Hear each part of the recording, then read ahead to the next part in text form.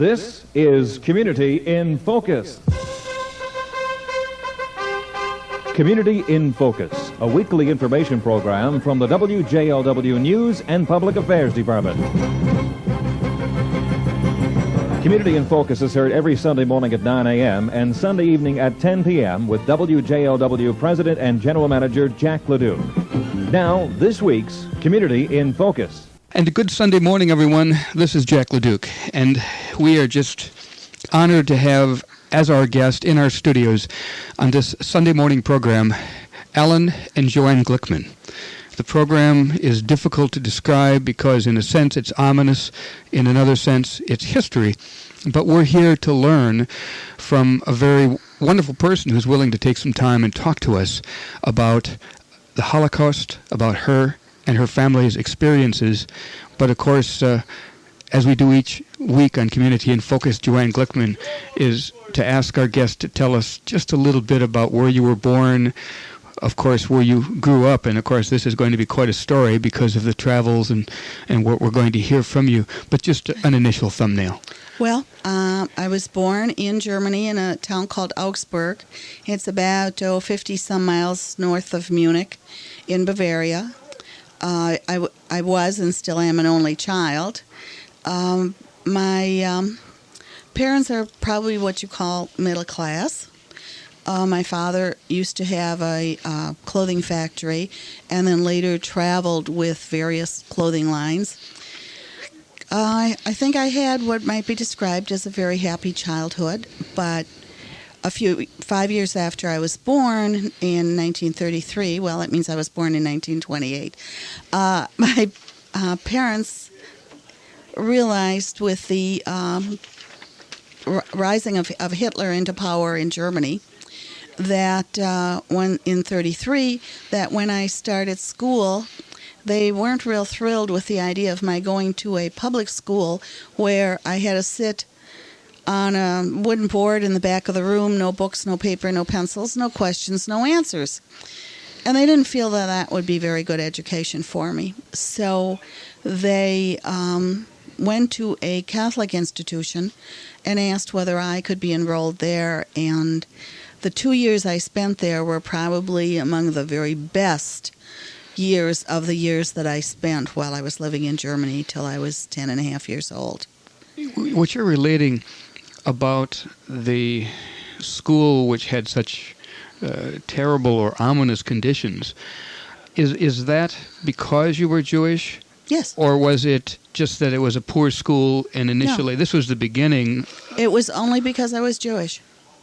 The rules against Jews came in with the very beginning of the Nazi movement in 1933. Jews had to get out of, obviously, anything in politics, commerce, banking. Jewish doctors could only treat Jewish patients. Jewish lawyers could only work for Jewish, clients. Hospital personnel. My father's sister was a nurse. She was let go from her position. Jewish stores could only sell to Jews, etc., etc. Those laws came in very, very early in 1933. In fact, most people think in terms of the Holocaust of a period when many people were killed. My mother's older brother was killed at Dachau in 1933. Amazing. And the reason was because he had a non-Jewish girlfriend. What's always amazed me as we went through grade school, high school, college, graduate school courses in history and politics was that the human side of the story, the human side of the tragedy, doesn't seem to be written. It's a historical, this happened, how many people, and there's always, I have had the sense, people saying, well, it just happened. One day he was in power and they did these bad things, as compared to asking the questions, how did a country, how did a people's mentality, because nothing happens overnight, over months and years, evolve to where this could be allowed? Any insights? Well, I think there are a number of reasons. first of all, I think we have to look at the economic situation and the political situation in Germany post-World War I.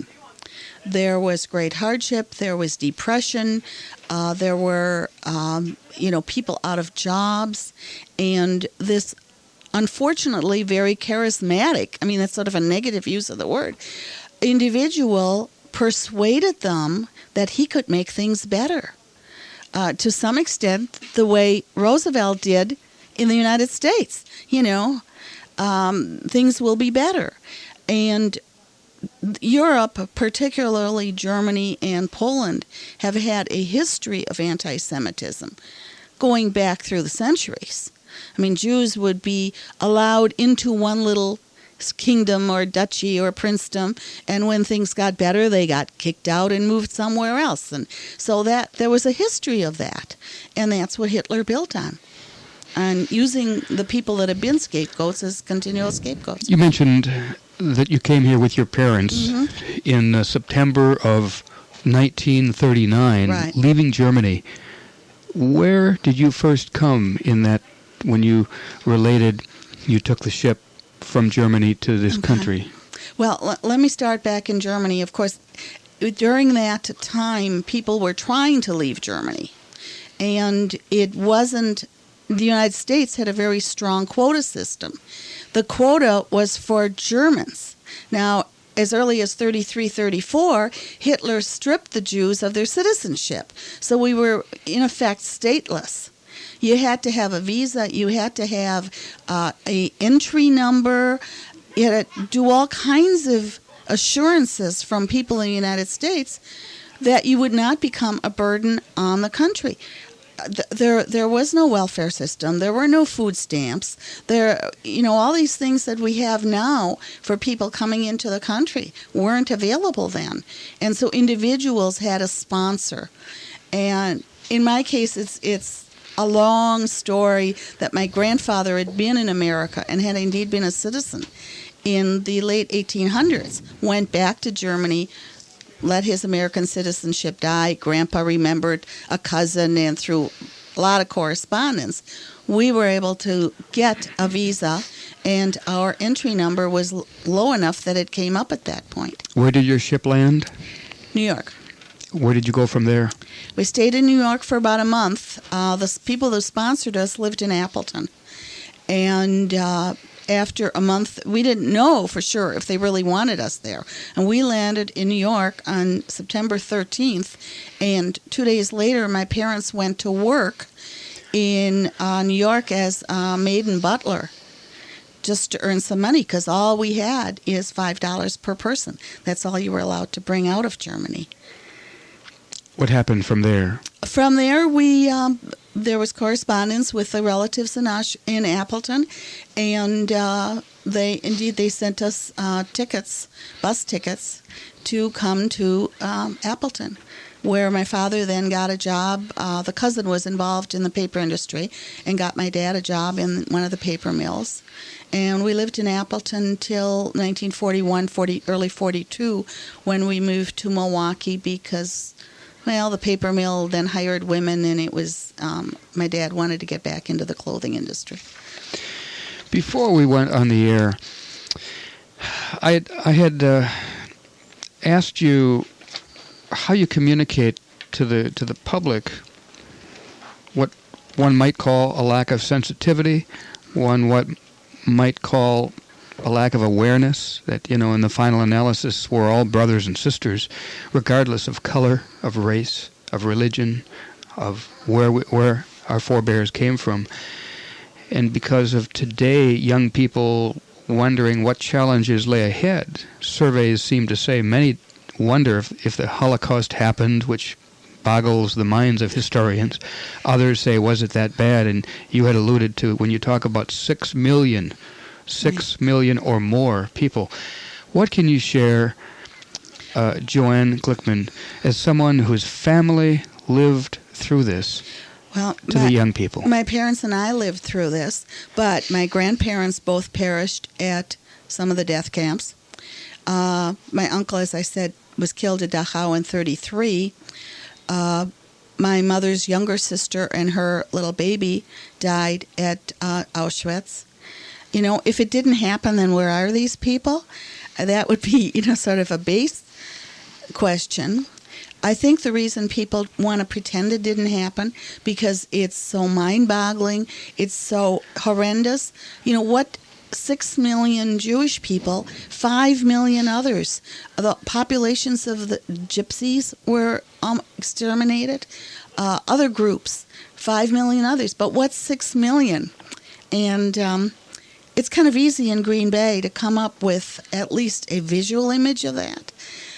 We can agree that Packer Stadium, when filled, holds about 60,000 people. How many times do we have to fill Packer Stadium to come up with 6 million? And when I talk to grade schools and high schools about this, they do the arithmetic and come up 100 times. Then they can visualize how many people that is. There is something called Crystal Knot each year. Explain what it is, and then, of course, from your memories of... All right. Kristallnacht, or the Night of the Broken Glass, was on November 8th, 1938. And at that time, supposedly, spontaneously, all over Germany, Jewish stores that were owned by Jews were broken into, the glass was broken, synagogues were destroyed, burnt, desecrated, a lot of the windows and all therefore the broken glass. And almost all Jewish men between the ages of 13 and in the 60s were arrested and sent to concentration camps. Now, this supposedly was a spontaneous event, which makes it a little hard to believe. My father was arrested and sent to Dachau, and I can't really understand how my mother dealt with that, knowing that her husband now was at the place, 5 years later, where her brother had been killed. I remember after a few days we got a postcard from my father which said, "I am in Dachau, I am well, please send me soap and a wash rag." My father was fortunate. He was a veteran of World War I, and the commander of Dachau, for whatever reason, felt that someone who had fought for the Vaterland and who was a veteran should be released. And at the end of 4 weeks, released my father, and he came home. Answered my prayers that my dad would be home for my birthday. Home to the United States? No, home to Augsburg, where we still lived. Okay. This is 38. Okay. Where do we take the story from there? What does the word camp, do you think we talk of these camps in Germany or in Poland? Not just Germany. You go to the different parts throughout what then was controlled by Adolf Hitler's people. Any thoughts on that? Well, the reason I wanted you to mention the word camp is because I have had young kids ask me, what did the children do for fun in the camp? Because an American kid, 9, 10, 11, 12, 15, you say the word camp, it's Boy Scout, Girl Scout, YMCA, music, space, what have you. It's a fun place. They don't realize that the word camp, in this case, has a totally different meaning. Totally different. When did this, what are the time periods of all of this happening in both Germany and Poland? You were saying that the killings, the gassings, the extermination began much earlier than people realize. Well, of course, some of the killings started as early as 1933. The period I think that most people refer to as the Holocaust is really 1939 to 45, primarily even 41 to 45, when the final solution, the mass executions, they started to lining people up at a ravine and shooting them and dropping the bodies like at Babi Yar. That didn't go fast enough, and so the technology that Germany was able to develop was for gassing and burning. Getting, how do you get rid of 6 million people? And that's, you don't have time to dig graves. So ashes, and of course, I think what is going to happen in many places in Europe where ashes were spread over the fields just to get rid of them and then plowed under, but bodies never burn completely. And over the next 100 years, farmers are going to till their field, and shards of bone will come up of people that had been exterminated, so to speak. In your notes, you had made a notation about when you left, something about a border check. We're supposed to leave, we're now into August of 1939, and we had gotten our visa. We had passed our medical check at the American Embassy at Stuttgart, and we had prepaid all our passage, because knowing we could only take such a very limited amount of money with us. It was now towards the end of August. We were supposed to leave in 4 days or so, and my grandfather said, "Get out. There is so much troop movement at the train depot in Munich." We were staying with my grandparents at that time. He said, "Leave." So we did a few days earlier than we were supposed to, about 5 days earlier. And we got on the train and we got to the border with Holland. We were, go Germany by train to Holland, by train to the harbor, Rotterdam, across the channel by night boat to England, landed, I think it was Harwich to London, stay one night in London, and then train to Liverpool to get on board ship. But we got to the Dutch border and they said, well, you're only supposed to transit Holland and England. You're not supposed to stay there. And there's this 5-day period. And my father persuaded them to let the English worry about the time frame. They had gotten us off the train, searched our luggage, searched, us looking for I don't know what, but they did let us get on. And I remember a man standing at the very end of the train, as the train pulled out again, and he's taking these few German coins. And even as a 10-year-old, I realized there were obscenities coming from his mouth just because we finally had gotten out of Germany and gotten a little further. And we did get to England, and we stayed in London for 5 days. My mother's younger brother had gone to England on a work permit, and so he gave us a few dollars. My dad's sister was living in what was then Palestine. She had sent us a few dollars, so we managed. But believe me, we didn't go anywhere or do much of anything.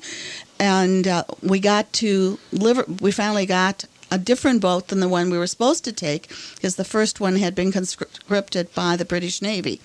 We got this other boat called the Van Dyke. We got on board ship, and my dad said, well, now tomorrow morning you'll see nothing but water. Morning came, and we were still in the harbor. They were painting the battleship gray. And 9 o'clock in the morning, we left Liverpool. The 11 o'clock news, September 1st, 1939, Germany had marched into Poland. And we took a northerly route. Usually the boats went from Liverpool down south of of Ireland. Our captain took a northerly route to avoid U-boats. You had mentioned that one of your relatives had been killed in 1933. Right. And that was? My mother's brother. Her older brother. Your mother's brother. Where were the news reporting as regular citizens were lined up, shipped to camps, and this was beginning? How could this happen without news reporters throughout the world? Because the Nazi Party controlled the media. They controlled the news. They controlled the newspapers. And people who tried to speak out, and there were a few, they disappeared too. But Americans have traveled throughout the world from the beginning. They would have been in Germany and in Poland. They would have heard stories. People over a beer have get to be friends from another country, and what's new, and they say, my relative was taken to Dachau, and telling the stories. How would this not come back and be exposed after all these years from 1933 until September 1st, 1939, when Poland was invaded, and of course it got worse from there? Partly, I think, because we don't ever want to believe negative things about anything. The other, that it was a very gradual process. In my grandfather's letters, he often says, well, we don't do this anymore, or we don't have this, but it's okay. It's not so bad. We can do without it. I think I realized as a child that some things were not allowed for me when I wasn't allowed to go see the movie Heidi with Shirley Temple. I mean, I adored that book, and, what straight-haired little girl didn't like Little Curly Top?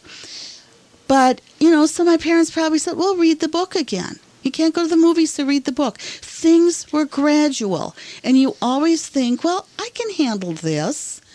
It won't get any worse. And when it gets a little worse, well, it's still, I can handle this. It's the gradual process of being denied rights. Because Germany had a great history of good life for Jews prior to this. It was a great country. Beautiful scenically, wonderful music, arts, poetry. So if you're denied a little bit at a time, you don't even realize what you're losing. Prior to Adolf Hitler going into power, weren't many of these German Jewish citizens leading citizens in their communities? I mean, weren't many doctors and lawyers and bankers, and they were leading citizens, contributing to the community, running their businesses, providing jobs? How does one go from being the leading pillar in a community to being put into a death camp? Gradually. And, well, okay, so we can't have a business anymore. Well, we can still make a living. Well, we don't make much of a living. We still have our savings. It was such a slow, gradual process. I couldn't go to public school. Okay, so my parents sent me to a private school. Then the synagogue, when I was in 3rd grade, started a Jewish day school, so to speak. Well, you're still going to school. The fact that there were like 30 or 40 of us, all ages in one classroom, learning must have taken place, some kind of learning, until our teacher was also arrested and sent to Dachau on Kristallnacht. It was the gradual. Nobody could, you can't conceive or believe that it's ever going to get worse. You always hope that, well, this is going to be as far as it goes. People seem to forget that if one group can be singled out, and then another, you said 6 million Jews were singled out and exterminated, and then another 5 million. Who would those other 5 million be? What would be some of the categories that the Germans decided didn't fit into, quote, their grand plan?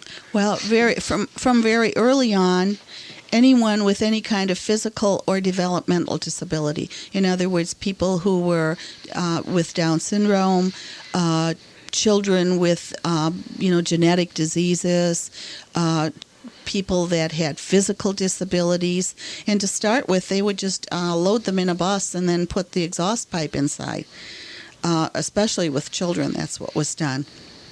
The entire population, or almost the entire population of gypsies, they were, they had a negative image, quote unquote, gypsies steal, gypsies tell fortunes and steal your money, and all those kind of stereotypes were around. So ethnic groups which had a different lifestyle or a freer lifestyle. The American Indians, absolutely, were put here on the earth and lived on the land and loved Mother Nature, and yet then we put them all on reservations because they're different than us. Homosexuals, absolutely, were lined up. That was another group. Or perceived. People don't like talking about it because it's such a sensitive topic. But anyone who was or was perceived to be a homosexual was lined up and sent to the death camps, along with the gypsies and the Jews, and then any other category that the state determined didn't fit into their plan. You know, there's Pastor Niemöller,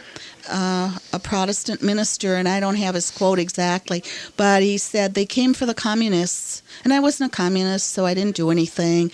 And then they came for the gypsies, and I wasn't a gypsy, so I didn't do anything. Then they came for the Jews, and I wasn't Jewish, so I didn't do anything. And then they came for me, and there was no one left to care. And I'm just paraphrasing it. I should really learn that one by heart.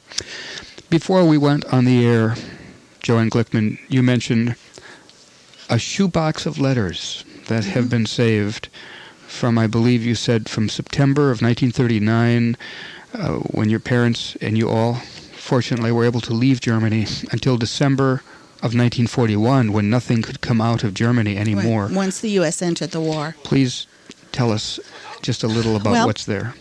I found those letters when we closed my mother's apartment at a point where she had to go into a nursing home.